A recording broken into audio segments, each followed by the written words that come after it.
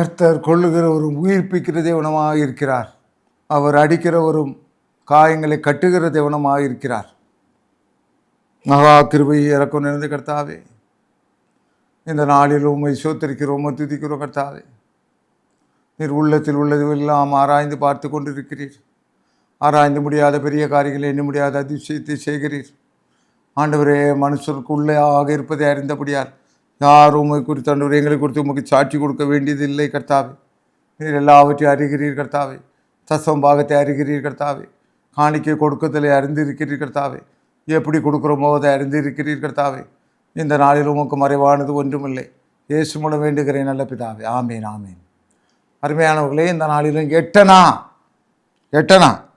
எட்டனாவுக்கு என்ன செய்தி? அபிஷேகத்தோட ஊழியம் தொடர்ந்து உங்களுக்கு அதிரடி செய்திகளை கொடுக்கறது. இன்றைக்கி எட்டனா லூக்கா 21ஆம் அதிகாரம். அவர் கண்ணெழிட்டு பார்த்தபோது ஐஸ்வர்யவான்கள் காணிக்கை பெட்டியிலே தங்கள் காணிக்கையிலே போடுகிறதை கண்டார். ஒரு ஏழை விதவே அதில் 2 காசை போடுகிறதையும் கண்டு, இந்த ஏழை விதவே மற்ற எல்லாரை பார்க்கலும் அதிகமாய் போட்டால் என்று மையாவே உங்களுக்கு சொல்லுகிறேன், அவர்கள் எல்லாரும் தங்கள் பரிபூர்ணத்திலிருந்து தேவனுக்கென்று காணிக்க போட்டார்கள். இவ்வளவு தன் வறுமையிலிருந்து தன் ஜீவனுக்கு உண்டானதையெல்லாம் போட்டு விட்டாள் என்றார். 4 எட்டனா சேர்ந்தா 2 ரூபா. எட்டனா அந்த காலத்துலலாம் எட்டனா காணிக்கலாம் நான் போட்டிருக்கேன். எட்டனா 1 ரூபா, அதுதான் பெருசு. இப்போ ஒரு குறிப்பிட்ட காலம் வந்த பிறகு தான் இந்த காயின்லாம் நின்று போச்சு. அருமையானவர்களே, ரொம்ப நாளைக்கு முந்தி ஒரு 15 வருஷம் இருக்கும். துதிகன மகிமை உமக்கே நீ பொலிச்சலூரில் ஒரு சர்ச்சை, அருமையான ஒரு பாஸ்டர் ஜானகிராமன்ட்டு இப்போ இறந்துட்டார். 1 வருஷம் ஆகுது. ரொம்ப அருமையான பாஸ்டர், தேவனுக்கொண்டு ஓடி ஓடி வேலை செய்தவர். பல்லாவரம் பகுதியிலே பெரிய பெரிய பாஸ்டர்லாம் இருக்கிறாங்க. மாதம் 1 கோடி ரூபா வருமானம் வர்ற பாஸ்டரும் இருக்கார். ஒரு பைசா செலவு பண்ண மாட்டார். ஆனால் அந்த மனுஷர் ஆட்டு தொட்டில் என்ன செய்வார், பெரிய பெரிய மீட்டிங்லாம் போடுவார். இல்லை அங்கங்கே வாங்கி தேவனை மகிமைப்படுத்தணும் அப்படின்னு இந்த பாஸ்டர் போட்டுகிட்டே இருப்பார். அவர் சர்ச்சில் நான் அடிக்கடி இன்றைக்கு வரைக்கும் மெசேஜ் கொடுப்பேன். அப்போ ஒரு 15 வருஷத்துக்கு முந்தி சொன்னேன், இந்த டொங்குன்னு இந்த காணிக்கை பெட்டியில் சத்தம் கேட்குறதெல்லாம் இருக்கக்கூடாதுன்னு சொன்னேன்.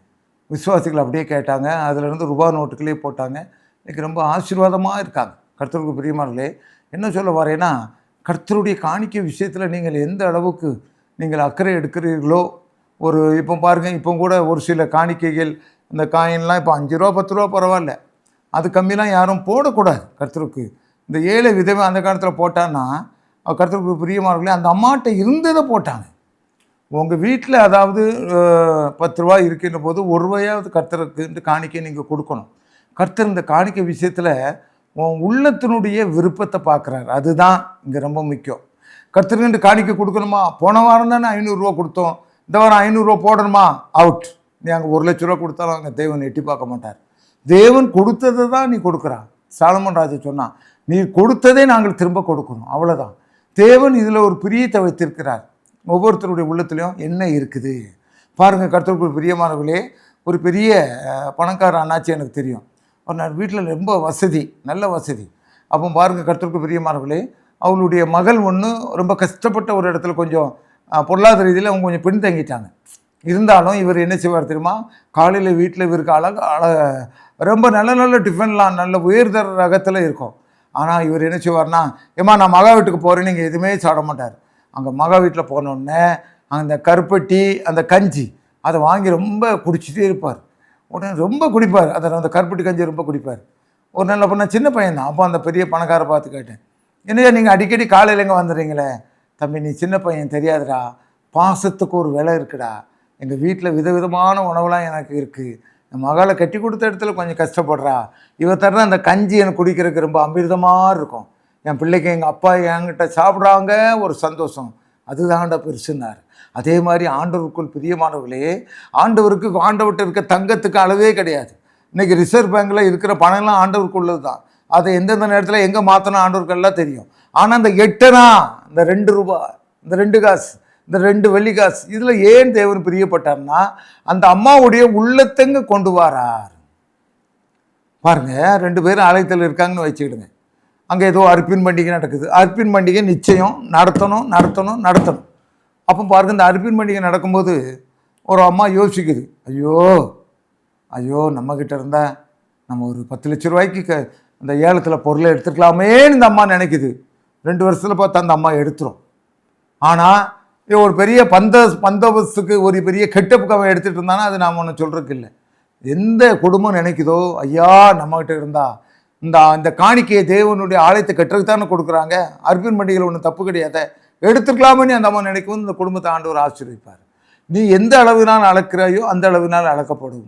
கர்த்தருக்கு பிரியமானவர்களே, ஒன்றுமில்லாத சூழ்நிலை, வெறுமையான சூழ்நிலை, நீ கர்த்தருக்கு கொடுத்து பாரு பார்ப்போம். கொடுத்துட்டு நீ கையை வீசிட்டு வா பார்ப்போம். நீ வீட்டுக்கு வர்றதுக்குள்ளே உனக்கு ஒரு ஆசீர்வாதம் இருக்கும். நானும் எத்தனையோ தடவை இதை அனுபவிச்சிருக்கேன்.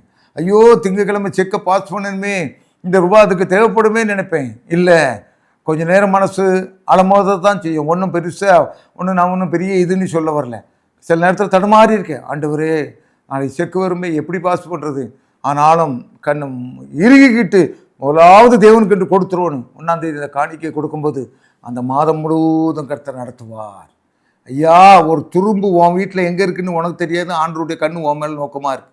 அப்போ இந்த ஏழை விதவனுடைய காணிக்கையை அவர்கள் எல்லாரும் தங்களுடைய பரிபூர்ணத்திலிருந்து எடுத்து போட்டார். இந்த 8 2 காசு, இவளோ தன் வறுமையிலிருந்து தன் ஜீவனத்துக்கு உண்டானவை எல்லாம் போட்டு விட்டார். இன்றைக்கு நீ உயர்வடைய வேண்டுமா? இன்றைக்கு நீ ஒரு பெரிய காரியத்தில் வர வேண்டுமா? என்ன செய்ய வேண்டும்? இங்கே ஒரு பெரிய மனிதரை பற்றி உங்களுக்கு சொல்லப்பட்டிருக்கு பாருங்கள். இந்த மனிதனுடைய காரியத்தை பாருங்கள். கர்த்தருக்குள் பிரியமானவர்களே, இப்போ யாரெல்லாம் இப்படி செய்கிறது கிடையாது. இப்போ அதிகமாக இல்லை, ஒரு சில பேர் இருக்கலாம், ஆனால் யாரும் இப்படி பண்ணுறதில்ல. பாருங்கள், இங்கே ஒரு மனிதன் நான் உங்களுக்கு அறிமுகப்படுத்துகிறேன் பாருங்கள். அப்போஸ்தலர் 10ஆம் அதிகாரம். இத்தாலியா பட்டாளம் என்னப்பட்ட பட்டாளத்திலே 100க்கு அதிபதியாக கொர்னோலி என்னும் பெயர் கொண்ட ஒரு மனுஷன் செசரியா பட்டணத்தில் இருந்தான். அவன் தேவ பக்தி உள்ளவனும் தன் வீட்டார் அனைவருடன் தேவனுக்கு பயந்தவனமாயிருந்து ஜனங்களுக்கு மிகுந்த தர்மங்களை செய்து எப்பொழுதும் தேவனை நோக்கி ஜெபம் பண்ணி கொண்டிருந்தான். பகலில் ஏறக்குறைய 9ஆம் மணி நேரத்தில் தேவனுடைய தூதன் தன்னிடத்தில் வரவும் கொர்னேலியுவே என்று அழைக்கும் புறத்தீர்ச்சிமா தரிசனம் கண்டு அவனை உச்சி பார்த்து பயந்து ஆண்டவரே என்ன என்றான்.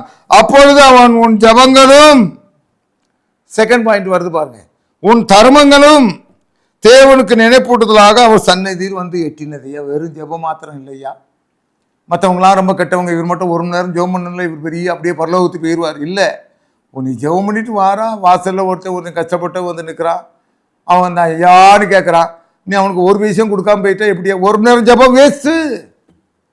அதில் இடத்துல ஒருத்தன் 1 மணி நேரம் ஜெபமே பண்ணல, பார்க்குறான் 20 ரூபா தான் இருக்குது, சைக்கிளில் போயிட்டுருக்கான், இவனை பார்த்தா பாம்புல இருக்குது, 2 இட்லி வாங்கி கொடுத்துருக்கான், இவன் யோக்கிய, இவன் ஜெபம் பண்ணிட்டான். அதைத்தான் ஆண்டவர் சொல்ல வர்றார்.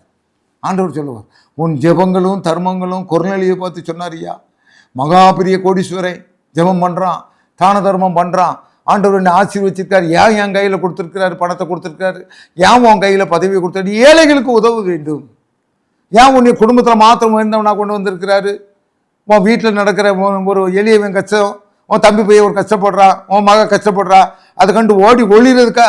எங்கள் ஊருக்கார் வர, எங்கள் வீட்டுக்கார் வர 1 மாதம் ஆகணும், ஓடி ஒளிகிறதுக்கா? இல்லை, அந்த பொண்ணுக்கு நீ கல்யாணத்தை கட்டி வைக்கிறதுங்கிறது தான் உனக்கு செல்வத்தை கொடுத்துருக்கிறார். எல்லாரும் தேவனுக்கு கணக்கு கொடுக்க வேண்டும், எல்லாரும் இந்த அக்கௌண்ட்டை கொடுக்கணும். நல்லா ஞாபகம் வச்சுடுங்க. உன் பேலன்ஸில் எவ்வளோ இருக்குன்னு வருமான வரித்துறைக்கு நீ பயந்து ஓடலாம், ஆனால் தேவனுக்கு பயந்து ஓடு. தேவன் தான் இன்கம் டேக்ஸ் ஆஃபீஸர், அவருக்கு நீ என்ன கணக்கு கொடுக்க போறா? உன்கிட்ட கொடுக்குற பொருள் எதுக்கு? ஏழைக்கு இறங்குகிறவன் கர்த்தருக்கு கடன் கொடுக்கிறான், அவர் கொடுத்ததை அவன் திரும்ப கொடுப்பான். ஏழையா இருக்கிறான் என்று ஏழையை கொள்ளையிடாதே. பாருங்க, கர்த்தருக்கு பிரியமானவர்களே, அருமையான ஒரு உதாரணத்தை ஆண்டவர் லூக்கா 21ஆம் அதிகாரத்திலே நம்ம கொடுத்திருக்கிறார். இந்த வேளையில் உன்னுடைய பங்கு எப்படிப்பட்டதாக இருக்கிறது? யாருக்கு கொடுத்து நீ தேஞ்சு போயிட்டா? யாருக்கு கொடுத்து நீ ஓஞ்சி போயிட்டா? இதுவரைக்கும் நீ உன்னை உதவவே இல்லையே. என்னைக்கும் உன் வேட்டியில் அழுக்கு படுற மாதிரி யாருக்கு உதவி செஞ்சிட்டியா? கிடையாது. தேவன் அதிலே பிரியப்படுகிறார். ஆண்டவர் சொல்றார், 36 சொன்னார், பரலோகத்திலே உங்கள் பொக்கிஷங்களை சேர்த்து வைங்க. அப்படின்னா என்னது? பேங்க்ல டெபாசிட் பண்ணி சொன்னார். எந்த பேங்க்ல டெபாசிட் பண்ணோம்?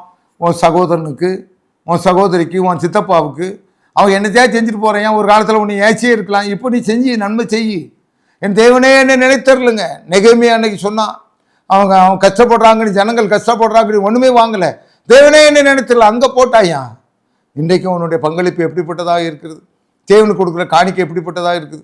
தேவனுடையது தேவனுக்கு கொடு, தேவனுக்காக கொடு. நான் உன் வீட்டில் வந்து ஜெபம் பண்ணுறேன்னா தேவனுக்காக கொடு, எனக்காக தராது. அந்த இதை நீ ஃபாலோ பண்ணுங்கன்னு உன்னுடைய 80 கோடி 800 கோடியாக ஆசீர்வதிக்கப்படும். யாருமே கடைப்பிடிக்கிறது, அதெல்லாம் ஆசீர்வாதம் இல்லை. நானும் இந்த அளவுக்கு ஆசீர்வாதத்தை கொடுக்குறேன், இன்னும் நான் ஃபுல்லாக வரல. ஃபுல்லாக கொடுத்தா எனக்கும் ஆசீர்வாதம். நான் தான் உலகத்தில் டாட்டா ஃபுல்லாக ஆகிடுவேன். அந்தளவுக்கு நான் கொடுக்க இன்னும் என் மனசை நான் செடி பண்ணல. செடி பண்ண வேண்டும். நீங்களும் ஸ்டடி பண்ணுங்கள். ஆண்டவரே உம்மை ஸ்தோத்திரிக்கிறோம், உம்மை துதிக்கிறோம் ஐயா. கேளுங்கள் அப்பொழுது கொடுக்கப்படும், தட்டுங்கள் அப்பொழுது திறக்கப்படும், கொடுங்கள் அப்பொழுது கொடுக்கப்படும். மத்தேயு 7 சொன்னீர், கொடுங்கள் அப்பொழுது கொடுக்கப்படும். இன்னும் அதிகமாக ஊழியத்துக்கு கொடுக்க, காணிக்கையில் கொடுக்க எங்களை ஊக்குவிங்க. எதை செய்தாலும் உங்களுடைய நாமத்துக்கு கண்டு செய்ய கிருபை கொடுங்க. அர்ப்பணம் பண்ணிக்க, சோத்திர பண்ணிக்க, எல்லாவற்றையும் ஆசிரிக்க கிருபை கொடுங்க. இயேசுவின் வழியாக வேண்டுகிற நல்ல பிதாவே. ஆமீன், ஆமீன்.